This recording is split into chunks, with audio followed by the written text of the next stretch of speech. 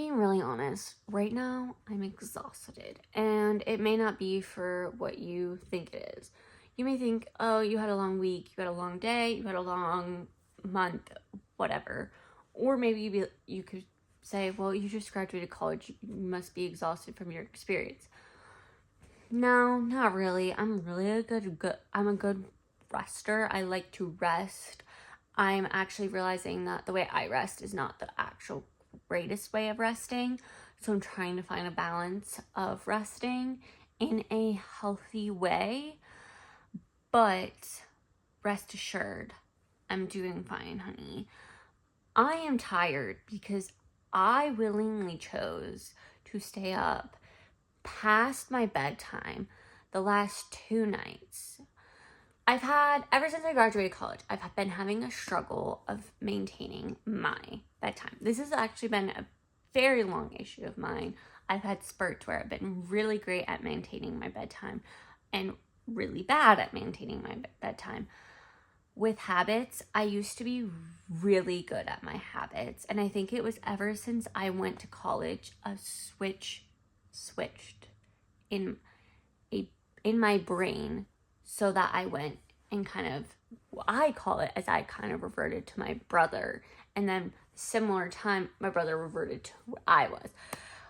I don't know if it was necessarily at the same time. Backstory, my brother has ADHD, and I suspect I may also have ADHD, but his was diagnosed. Mine is very much undiagnosed. So, and my mom is a mental health professional. She's a social worker. She doesn't know if I have ADHD. I think at this point we just don't want to know.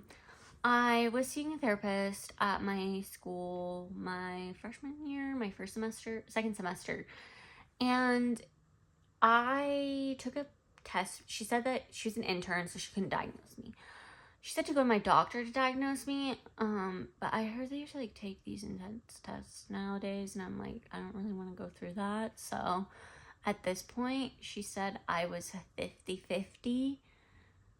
Now, I don't know if I was actually telling the truth on that quiz she gave me, or if I was just going with what I knew would be diagnosed as ADHD. Who knows?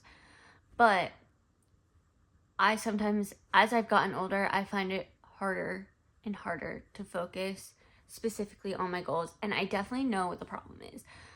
Ever since I've gotten a phone and I've used it as my alarm clock, I have very much in my entire college career, the first thing I've looked at is my phone. I have gone on social media every single day as soon as I woke up. Every single day without fail. I know, it's sad, and I'm trying to fix it. It can be difficult since it's so habitual. I do still find myself going on it before or after my quiet time, but I'm trying to get better. And I used to be very, very self-disciplined, and I still think I am. I think it's just harder for me. I used to be, when I was 13, I was the girly reading self-help books, self-development books. I'm very sensitive. Well, I'm not going to say very sensitive. I'm a sensitive individual, so like TV shows, all those things, even some books like feel very, very, very real to me.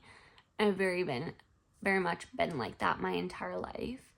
Don't know what it is, but I've just always been that way. So I just don't like fiction in general. I'll read sometimes I'll read mythology, or like right now I'm starting the Odyssey with my brother. But other than that, I don't really watch many intense shows anymore or anything like that, or like read any intense books. Sometimes I have a really hard time falling asleep at night if I do that, but also I have a hard time sleeping at night, falling asleep at night if I'm watching social media until 1 a.m. But that's my problem. I think my problem is I'm trying to fix too many things at once. And that just really goes to show that you need to fix small things at once. Like, pick one thing today to change your tomorrow.